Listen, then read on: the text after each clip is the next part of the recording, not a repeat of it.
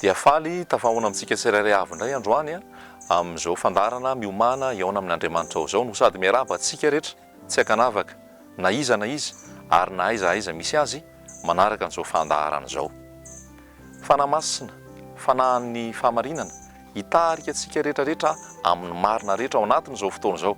Fa manan-kolazaina amintsika tsirairay avy indray ny tompo androany amin'ny alalan'ity teny ity ary mbola tohizantsika ilay fampianarana teo aloha ny amin'ilay resaka hoe famelan-keloka zava-dehibe izy io ary ataoko hoe mila fotoana maromaro mihitsy resahantsika ny momba an'izany fa isaorantsika aloha ny tompo androany manome antsika indray 20 minitra afahantsika manohy an'ilay resaka hoe famelan-keloka. Nandraisantsika azy tamin'ny teo aloha dia le tao amin'ny Petera 2:7 ilay milaza hoe raha ho levona toy izany moa izao tany izao dia olona tokony manao ahoana sika amin'ny toe-panahy araka an'Andriamanitra sy amin'ny fahamasinana.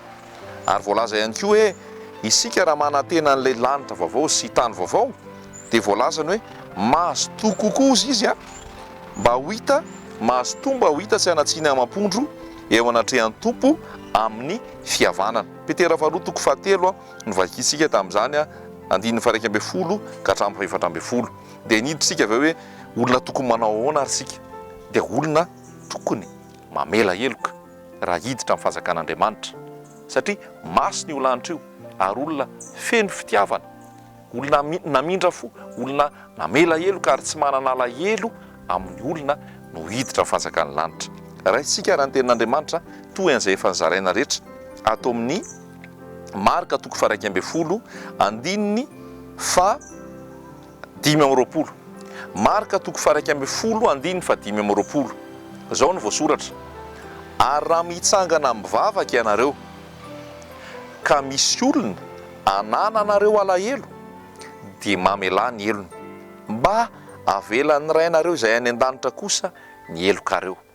Petraka tsara amintsika tsirairay avy zany teny zany. Ry havana malala izay mamaky an'izao teny zao izay mandray an'izao afatra zao. Ny vavaka izay asandratsika zany na fiderana io na fiankohofana na fisaorana na fangatahana raha toka mbola misy tsy famelan-keloka atao anatsika dia tsy tonga any amin'Andriamanitra lay vavaka. Eo amin'ny plafond izy fitenenana dia mijanona ny vavaka tsy tafiakatra. Voasoratra any amin'ny Isaia, indro ny tanan'i Jehovah tsy fohy fa mavonjy ary ny sofiny tsy lalo-dalovana fa mahare. Fa ny elokareo no hevitra mampisaraka anareo amin'Andriamanitra reo ka dia tsy mihaino izy. Anisan'ny io eloka saraka antsika amin'Andriamanitra io dia isika tsy mamela eloka, tsika tsy mamotsitra izay fahadisoan'ny olona taty amintsika, tsika izay tsy mamindra fo dia tsy mihaino Andriamanitra. Ny tanan'ozy izy tsy fohy fa mahavonjy, ny sofiny tsy lalo-dalovana fa mahare. Fa izao ilay elokantsika mahatonga azy tsy mihaino antsika. Ary izay misy ilay voalaza teto hoe 5:20 ty hoe raha mitsangana ianao hivavaka ka ohatra fantatrao fa misy olona manana anananao alahelo, mamelà ny elony aloha mba avelan'ny raha izy any an-danitra. Mety mitory teny be tsika, mety manao asa soasika, mety manao asa fanasoavantsika, mety manao hira fideransika, manao hira fitoriantsika, nefa misy olona anankiray ananantsika alahelo. Misy olona anankiray rehefa hitatsika dia tsy tiatsika herehana, tsy tiatsika arabaina, tsy tiatsika anaovana soa satria nahoana misy fankahalana ao anatsika, satria nahoana mety nanao ratsy tamintsika ilay olona ary ananantsika alahelo. Dia hoy ny tompo amintsika hoe tsy mihaino antsika izy, tsy mamaly antsika izy, tsy mandray antsika izy, fa hoy izy hoe raha toatsika tsy mamela ny heloky ny olona dia ny raintsika any an-danitra ihany koa tsy mamela ny helontsika. Androany zany dia mbola petraka ny tompo ihany amintsika izany hoe mamelà heloka. Fa anisany tsy mampivaly ny vavakantsika, anisany tsy azontsika fitahiana, anisany tsy ananantsika fiadanana sy filaminana sy fitsaharana, anisany tsy ananantsika fifaliana ary anisany tsy mahasalama antsika dia ny tsy famelan-keloka. Indraindray mety olona efa tsy eto tany tsony ary efa olona efa nodimandry mbola ananantsika alahelo, tsy mety zany ry havana malala. Ny olona hiditra amin'ny fanjakan'ny lanitra dia olona mamela heloka, olona feno fitiavana, olona feno famindrapo, olona madio am-po. fa izao no ahafahantsika mamela heloka dia tsika manana antoka fa voavela heloka. Ny olona navela be dia mahay mamela be. Ny olona navela be dia olona feno fitiavana. Porofon'izany ity tenin'Andriamanitra ao amin'ny Luka toko fa 8. Luka toko fa 7 azafady vakitsika indray zay. Luka toko fa 7 andininy fa 9:30. Ary nisy fariseo anankiray nanasan'i Jesosy hiara-hinana aminy. Ary dia niditra tao an-tranon'ilay fariseo izy ka nipetraka nihinana. Ary indro nisy vehivavy mpanota tao an-tanàna. Ka rehefa fantany fa Jesosy nipetraka nihinana tao an-tranon'ilay fariseo, dia nitondra tavoara ala bastara feno menaka manitra izy. Ary nijanona teo ivohan'ny tany ilan'ny tongony izy ka nitomany dia nakotsa ny tongony tamin'ny ranomasiny sy namoaka azy tamin'ny volondohany, dia nanoroka fatratra ny tongony ka nanositra azy tamin'ny menaka manitra. Ary noho nahita izany ilay fariseo nanasa azy dia nanao anakapo hoe raha mpaminany ity dia ho nalalo io vehivavy nanendry azy io sy ny toeny fa mpanota io. Ary Jesosy namaly ka nanao taminy hoe ry Simona, manan-kolazaina aminao aho. Dia hoy izy, lazao ary mpampianatra. Nisy roa lahy nananany ny mpanana vola anankiray trosa. Ny iray nananany denari 500 ary ny iray kosa 50. Ary raha tsy nanan-kaloha izy roa lahy dia samy navelany. Ko iza moa amin'ireo no tia azy indrindra? Simona namaly ka nanao hoe ataoko fa ilaina mozany be. Dia hoy izy taminy, marina ny hevitrao. Ary Jesosy nitodika anjery an-draha vehivavy ka nanao tamin'ny Simona hoe, hitanao va io vehivavy io? Niditra teto an-tranonao aho nefa tsy mba nanome ahy rano hanasana ny tongotro ianao, fa izy kosa nakotsa ny tongotro tamin'ny ranomasiny dia namoaka azy tamin'ny volondohany. Tsy mba nanoroka ahy akory ianao, fa izy hatr'izay nidirako dia tsy mbola nitsahatra nanoroka fatratra ny tongotro. Ny lohako tsy mba nosoranao diloilo akory, fa izy kosa nanosy menaka manitra ny tongotro. Ary amin'izany dia lazaiko aminao, voavela ny elony be, fa be fitiavana izy. Fa izay voavela tamin'ny kely dia kely fitiavana. Dia hoy izy tamin'ny vehivavy, voavela ny elokao. Ary izay niara-nipetraka nihinana tao aminy dia niresaka hoe iza moa ity no mba mamela eloka? Ary hoy izy tamin'ny vehivavy, ny finoanao no efa namonjy ianao, mandehana soamatsara ianao. Fanoarana napetraka Jesosy teto hoe nisy olona nananana vola 50 sy ny anankiray denari 500 dia samy navelany an'ilay 500 sy ilay 50. Dia hoy izy Jesosy hoe iza raha ny tena ty? Dia ilay namelana be hozy izy ny tena ty. Dia hoy Jesosy mantsy an'ilay fariseo, nanohatra an'ilay fariseo tamin'ilay vehivavy mpanota hoe ilay vehivavy nanao be tamin'i Jesosy. Inona avy nataony? Nanasa ny tongony, nanisy menaka, namoako azany tamin'ny volondohany, nandelany zany tamin'ny ranomasiny, nanao zay tsara rehetra ho an'i Jesosy izy. Satria nahoana? Tsapany fa navela ny elony, tsapany fa tiany izy, ary rehefa tiany izy dia namela eloka.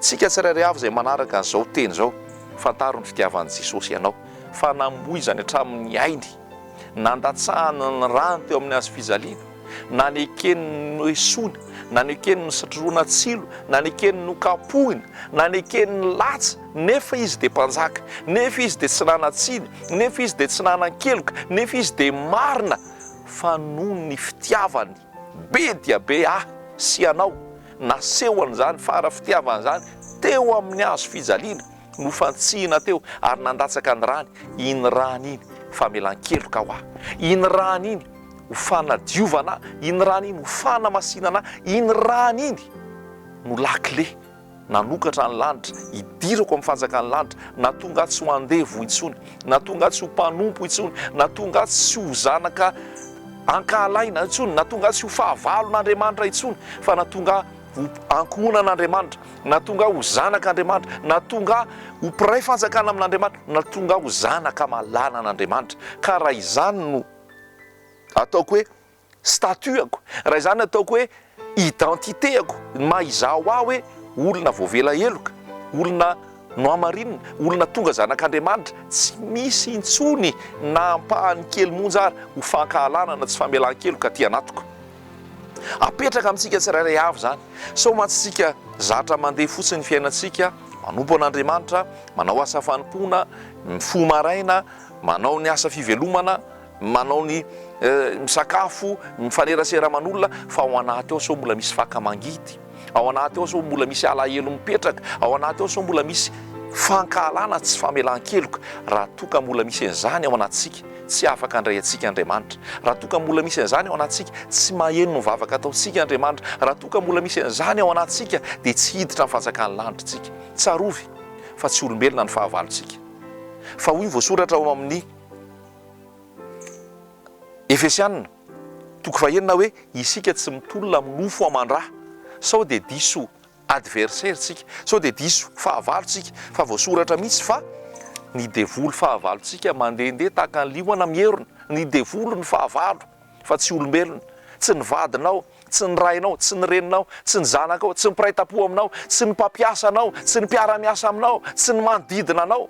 Be da be ny zavatra mety mitranga ataon'ny olona amin'izao fiainana iainantsika izao, dia be da be ny zavatra mahasorena, be da be ny zavatra mahatafotohana, be da be ny zavatra mety hampisy fialonana, hampisy tsy fitiavana ao am-po.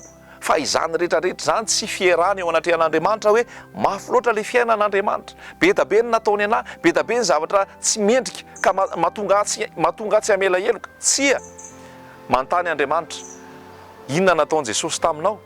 Jesosy dia nanao ny zavatra rehetrarehetra tsy mendrika mihitsy ahako ny amin'ny zavatra rehetra nataoko. Fa Jesosy dia tsy nijery an'izany, fa nijery n'ilay fitiavan'Andriamanitra izy, nijery n'ilay hoe ilay fiafarantsika ho any amin'ny fahaverezana izy, ary dia namoy ainy hatramin'ny farany izy hamonjenantsika.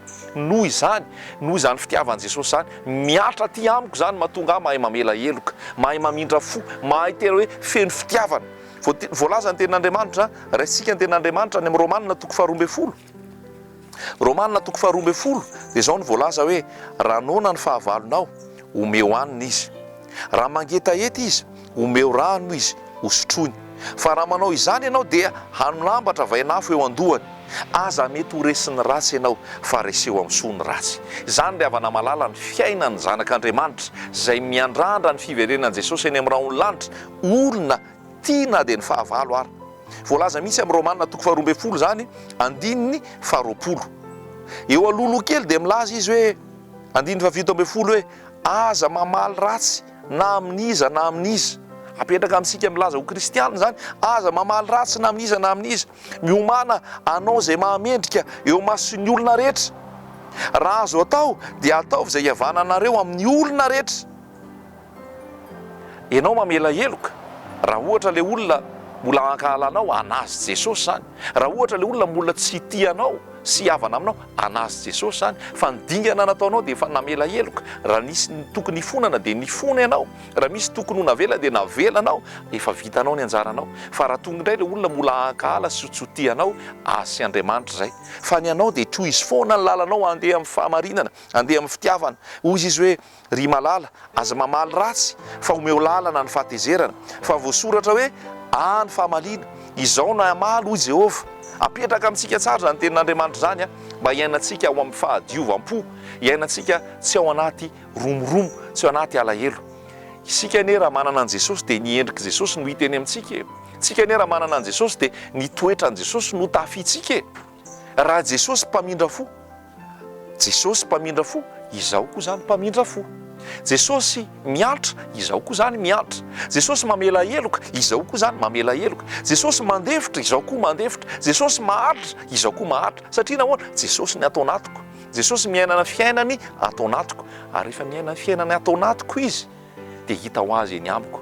Ny vojerena amintsika anie tsy dia tena hoe amoaka devoly, anao mirakla, anao fahagagana, anao toroteny be, fa ny vo tena jerena voalohany indrindra mamela heloka. Ary io famelan-keloka io ny fitiavana ny mamela heloka. Voalaza mihitsy any amin'ny Romanina Korintianina 1 toko 17 hoe ny fitiavana dia mamela heloka. Ny fitiavana maharo-po, fitiavana tsy mialona, fitiavana tia amin'ny fotoana rehetra, ny fitiavana tsy manisy ratsy, ny fitiavana miara-mifaly amin'ny fahamarinana, fa tsy hoe miara-mifaly amin'ny tsy fahamarinana. Zany rehetrarehetra zany apetraka ny tompo amintsika. Fa tena zava-dehibe io hoe mila mamela heloka tsika mba hananantsika fitsarana, hananantsika ny fiadanana, hananantsika ny valim-bavaka. Voalaza ny tenin'Andriamanitra mihitsy zany rehetrarehetra zany. Raha mivavaka ianao amin'ny Matthieu 12 dia misy an'izay koa. efa nijerentsika tamin'ilay toroteny teo aloha izy satria ny zavatra tenen'i Jesosy dia hoe andiny fahavalo amby folo amin'ny toko fahavalo amby folo amin'ny Matio dia ozy izy hoe lazaiko aminareo marina tokoa na inona fehezinareo etỳ ambonin'ny tany dia ho fehezina any an-danitra ary na inona vahanareo etỳ ambonin'ny tany dia voahana any an-danitra. Eo amin'ny andiny fa 9 raha misy roa aminareo mifanaiky etỳ ambonin'ny tany na amin'inona ka angataka izany dia na inona ozy izy dia ho azony avy amin'ny raiko zany any an-danitra zany. Fa naizanaiza angonandrona telo amin'ny anarako dia voany ahako. Dia nitoiza amin'ny Petera ilay izy taria ambany hoe impiry any tokony hamela heloka, zany hoe ny famelan-keloka fepetra anankiray azona valim-bavaka. Betsaka tsika mety miteny hoe tsy mahazo valim-bavaka, betsaka tsika mety miteny hoe tsy milamina ny fiainana, betsaka tsika mety miteny hoe tsy salama. Fa izao dia nio kely ny fiainantsika, sao dia mbola misy alahelo aman'olona, sao dia mbola misy tsy famelan-keloka, sao dia mbola misy tsy mamotsotra amanatitsika ao. Raha vao tsy mamotsotra tsika, tsy mamela heloka, raha vao mbola mitahiry fahatezerana, raha vao mbola misy lolo-po tsika, tonga dia mazava ho azy misy tsy fiainona ao amin'Andriamanitra ary tsy mamaly vavaka Andriamanitra. Tonga dia mazava ho azy lasa misy tsy filaminana, lasa misy tsy fahasalamana koa ary, mety marary fo, mety marary vavony, mety marary marary ny ao anaty noho izay alahelo izay. Fa izao Jesosy efa mamela antsika. Raha tsy ampy fitiavana ianao, Jesosy fitiavana, mameno fitiavana anao. Raha ataoko hoe manana alahelo ianao, Jesosy manala ny alahelonao satria izy dia nilaza fa hameno fanamasina, ary ny fanamasina dia voalaza hoe consolateur. Ny dikany hoe consolateur dia mampionona manoloana izay mety hoe alahelo sy sopatra sy mety sy fitiavan'ny olona. Dia rehefa ao Jesosy feno fitiavana ianao, rehefa ao Jesosy mahay mamely ianao, rehefa ao Jesosy tsy manao otro-po ianao satria izay ny fitiavana. Apetraka amintsika tsirairay avy zany amin'izao ora sy fotoana izao. Ndao tsika hivavaka ao anatin'izao fotoana fohy izao tsika dia hivavaka, hifona mitompontsika ny amin'izay mety hoe fahotana, mifona mitompontsika ny amin'izay mety hoe fitehirizana alahelo, hifona mitompontsika ny amin'izay mety hoe tsy famelan-keloka, ary dia ndao avotsitra eo amin'i Jesosy zany. Jesosy malalo mametraka feno tsirairay avy eo am-pelantananao amin'izao fotoana izao, izay manaraka an'ity toriteny ity. Mety mbola mitahiry hatezerana, mbola tsy mamela heloka olona amin'ity androan'ity Jesosy mavesatra aminy zany, mahatonga azy tsy mahazo valim-bavaka, mahatonga azy tsy ho henonao, mahatonga azy tsy ho salama, mahatonga azy tsy hiditra amin'ny fanjakanao. Avelany eo anatrehanao zany Jesosy androany. Ny rahanao manasa azy, ny rahanao manadio azy, ny rahanao mamela heloka azy, ianao mamela heloka azy, mba ho tsapa ny famelan-keloka ao Jesosy, mba ho tsapa ny fitiavanao mitafotafo ao anatiny, ary tsy hisy toerana tsonina kely monja ary ao anatiny alahelovany olona, ahatonga azy ankala olona, ahatonga azy tsy ho tia olona. Fa tena ny fananao masina hiasa ao anatiny amin'izao fotoana izao, anana ny famelan-keloka, anana ny fahadiovam-po, anana ny fitiavana na dia ny fahavalo ary, satria ianao no miasa ao anatiny. Amin'ny anaranao Jesosy mpamonjy nanaovako izany vavaka izany, misaotra Tompo. Haleloia, amen, amen. Dia izay ny fotoanantsika, fanamasina hitarika anao ary tena apetrao amin'ny tompo foana ny fiainanao rehetra mba ho madio am-po ary tsarovy ny fitiavan'i Jesosy. Fa rehefa feno ny fitiavan'i Jesosy ianao dia ho feno fitiavana ihany koa. Tsisy tsy famelan-keloka fa hamela ny heloko ny rehetra ary ho tiana dia ny fahavalo azy. Ho azy ihany ny voninahitra fa izany ny fiainam-baovao ao amin'i Jesosy. Amen.